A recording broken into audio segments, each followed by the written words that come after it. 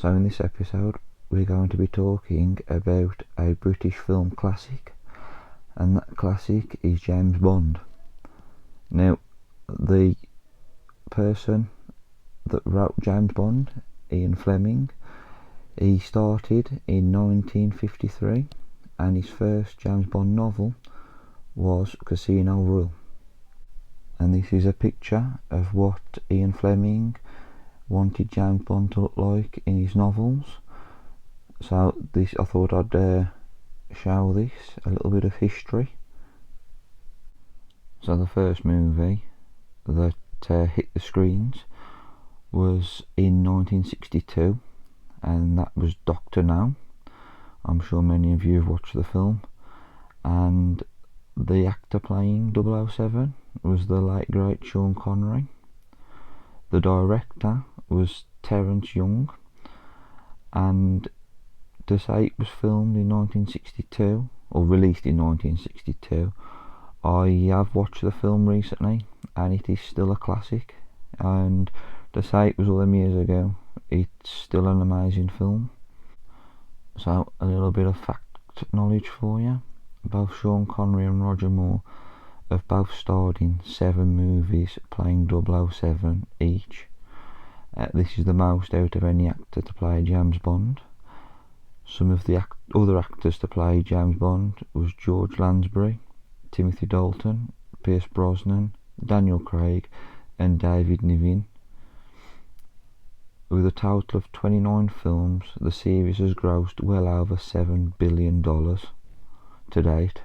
So looking up a little bit of the history, I found that the bulk of films, I think there's 25 altogether, was all produced by Eon Productions.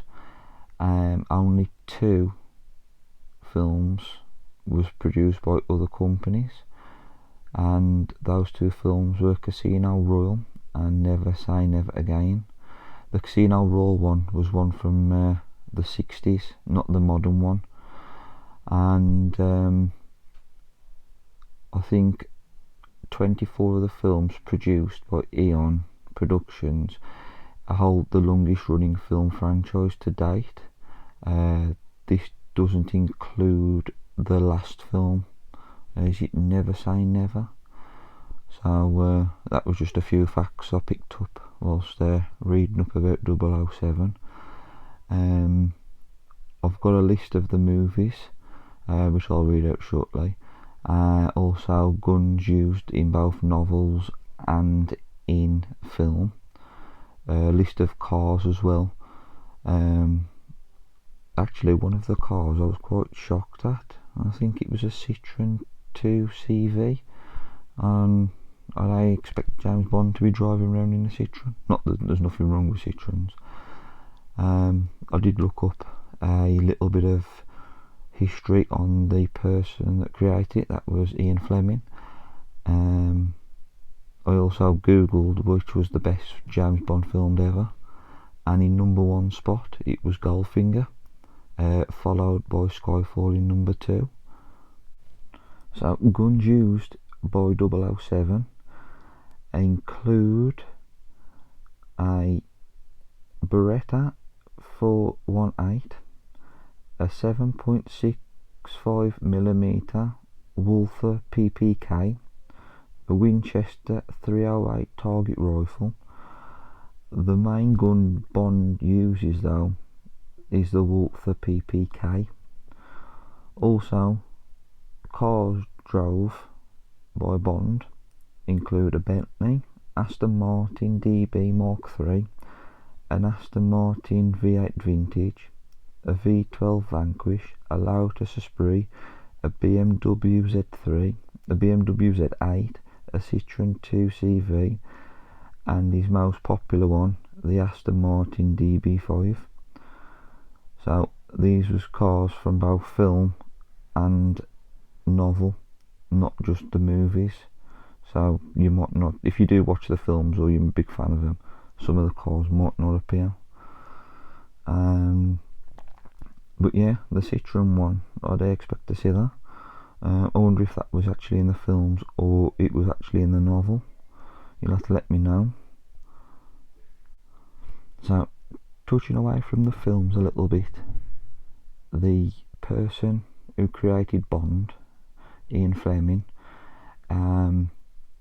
he was born 28th of May 1908 in Mayfair, London.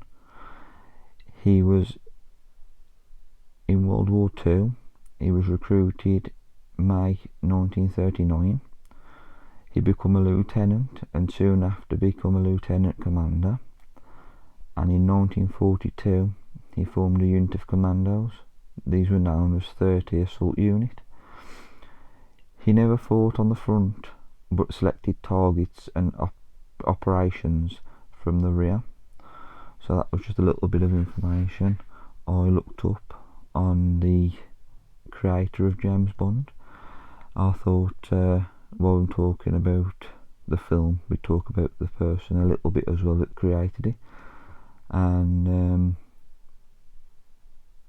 I think if you've watched the films, the one thing I do like about Bond,